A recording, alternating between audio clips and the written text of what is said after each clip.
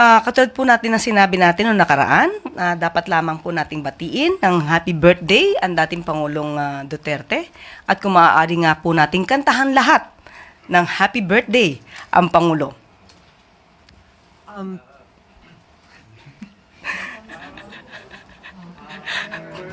Day to you. Maiksi lang. Happy birthday to you. And of course, we wish more years to come. We also wish good health, good fortune. Kailangan po niya yan.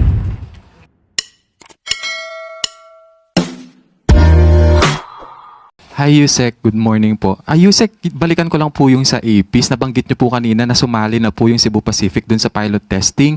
May mga karagdagang airlines pa po ba na inaasahang sasali po dito sa pilot testing? At kailan po makukumpleto yung pag-integrate ng lahat po ng airlines? Sa ngayon po, tama po na ang Cebu Pacific po ay nag-i-implement na po ito. At sa susunod po ay ang PAL naman na po ang mag-i-implement din po ito. Kapag ka po naging smooth na po ang lahat, once everything is smooth, lahat na po ng airlines ay imamandatory na po na magsagawa na rin po ng APIS. Next question. Christian Yusores, Radyo 630. Hi ma'am, good morning. The DICT said recently po na mas maraming cyber attack pa yung inaasahan nila habang papalapit ang halalan. And one of the main factors ay yung paggamit daw po ng mga troll farms pa rin. In relation to this ma'am, may ibinili na po bang direktiba o kautusan si Pangulong Marcos kay newly appointed Secretary Henry Aguda ng DICT? Okay. Actually, sabi nga po natin, yung cyber attacks po talaga ay nakikita na po. Merong epekto na po sa bansa. Kaya unang-una po ang direktiba po ng Pangulo sa bagong appointed na DICT Secretary ay unang-una po ang programa po ng administrasyon patungkol po sa digitalization, pati po yung internet connectivity across the country, and of course, cybersecurity ang kailangan natin pagtuunan, lalo-lalo po sa ngayong panahon na mayroong pangangampanya at campaign period. Mayroon po bang magiging coordination din po ang PCO sa DICT sa inyo po mga initiatives and plano po against fake news bilang sa social media po mas lalong kumakalat yung mga maling impormasyon? Opo, hindi lamang po ang PCO. Lahat po ng ahensya na may concern po patungkol sa mga paglaganap ng fake news, lahat po tayo ay magtutulong-tulungan para po masawata, matigil ang fake news na ito. Ann Soberano, Bomborazo. Yusek, good morning. How does the palace view or anong reaksyon ng palasyo sa naging pahayag ni US Defense Secretary Pete Hegseth that the US has great interest in expanding more military-to-military cooperation between the Philippines and the United States, and pointing out deterrence is necessary, especially the Philippines considering the threats from the Chinese? Opo, magandang balita po yan para sa ating bansa. Katunayan nga po ay nagkaroon po ng reaffirmation ng US Ironclad, no? Commitment to uphold our mutual defense treaty. Pero ang mga detalye po niyan ay magkakaroon po mamaya ng presscon ang DND po. Mamaya lamang po. So doon po natin tanungin lahat ang mga katanungan at mga detalye na napag-usapan ni US Secretary of Defense Pete Hegseth at ang Pangulo. So with this, ma'am, with the statement of Secretary Hegseth, ibig sabihin po ba na mas bubuhos pa ang tulong ng Amerika sa Pilipinas sa ilalim ng Trump administration? Hindi po ako makakapagbigay ng detalye sa ngayon. At sabi nga po natin, maya-maya lamang po ay magkakaroon sila ng presscon. At malamang po lahat ng detalye ay makukuha niyo maya-maya lamang po. Next question. Maricel Halili, TV5. Magandang umaga po, Yusek. Yusek, today is the birthday of former President Rodrigo Duterte. So, meron po bang gustong ipaabot si President Marcos o ang Malacanang sa dating Pangulo? Katulad po natin na sinabi natin noong nakaraan, dapat lamang po nating batiin ng happy birthday ang dating Pangulong Duterte. At kung maaari nga po nating kantahan lahat ng happy birthday ang Pangulo.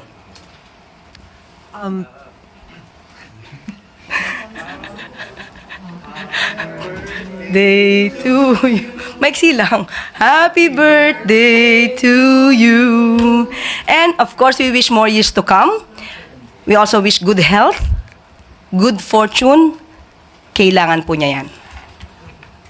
And of course, ma'am, ngayon habang sineselebrate yung birthday ni FPRRD, we're also expecting different activities both from pro and anti-Duterte. And obviously, this is very divisive. So, what's your assessment on this? Do you see this as a failure on the part of government, not just on the part of administration, but on the part of VP Sara as well, considering that the brand of unity has always been the campaign of PBBM since day one. Actually, I believe it's only the pro-Duterte groups that have the activities to be conducted today. But with regard to the administration, we do not have any activity to celebrate the birthday. Po kasi ma'am sa Netherlands na mga victims na maggagawa rin ng activities. Well, anyway, hindi po natin kasi ito hindi natin mapipigilan kung ano mang gusto na gawing activity ng mga di umano mga biktima o yung mga nakikisimpatya sa mga naging biktima. Tama naman po, siguro dapat malaman din po ng buong mundo na hindi lamang po ang interes ng dating Pangulong Duterte ang madinig. Pati po yung interest ng mga nabiktima ang dapat madinig ng buong mundo. Hindi po natin masasabing divisive ito dahil sila nagsasabi lang ng kanilang mga hinaing, ng kanilang mga sentiments, ng kanilang mga opinion, at it's just a freedom of expression. So, hindi po natin ituturing ito na divisive. Next question. Follow-up question from Eden Santos, Net25. Good morning po, Yusek. So since hindi nyo tinuturing na divisive yung pagpapakita po ng simpatsya o kaya yung pagpapakita ng kawalan ng simpatsya ng magkabilang taga-suporta po kay FPRRD ngayong kanyang birthday. So yun po mga gagawing isasagawang mga pagtitipon ng mga taga-suporta nila sa Davao man o sa ibang lugar dito sa bansa ay okay lang din po yun. Hindi yun pipigilan ng ating mga kapulisan. Wala pong kautusan na pumigil sa anumang gagawing pagtitipon dahil ito po ay constitutional right ng bawat Pilipino. At huwag lamang po silang lalagpas at maituturing na ang kanilang mga ginagawa ay labag na po sa batas. At may bilin din po ang DOH, lalo't umiinit na ang panahon. Lagi lang uminom ng tubig, pumunta sa malililim na lugar, at kaya in other words, ingat.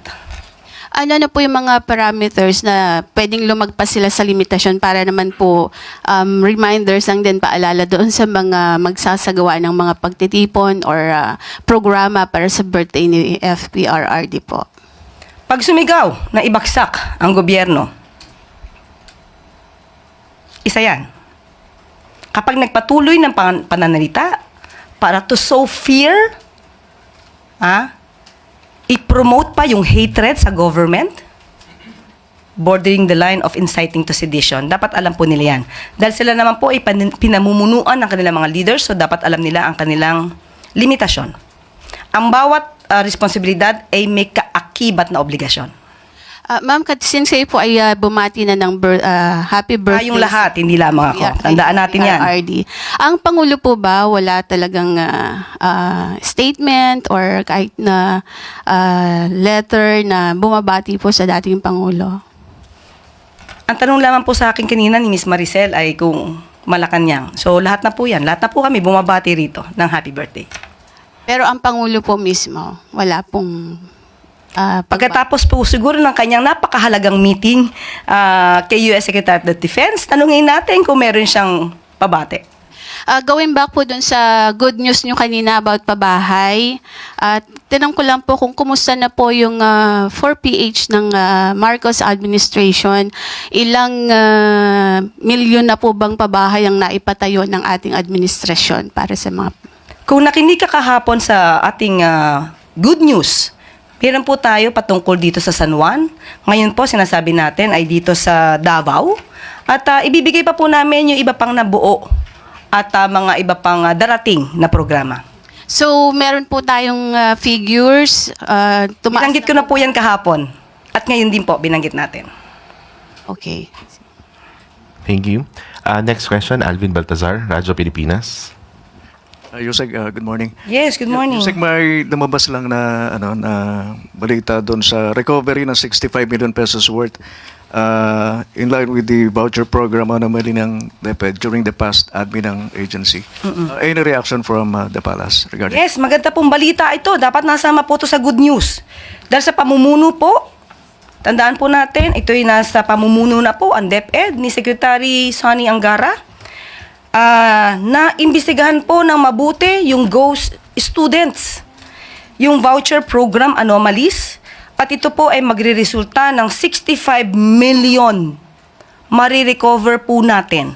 Tandaan po natin, itong mga ghost students na to ay nagsimula noong 2021 to 2022 at 2022 to 2023. Ito po ay panahon ni dating Pangulong Duterte at panahon nung naging DepEd Secretary, si VP Sara. So, with this result, we can now say that DepEd will not be put to dumpster. Hindi po mapupunta sa basurahan ngayon ang DOH dahil may ginagawa. Kung nagkataon po kaya na hindi pa siya ang naging pinuno nito, baka hindi pa po ito naimbestigahan. At hindi natin marirecover ang 65 million pesos na pondo mula sa mga ghost students. Yusek, follow-up lang sana.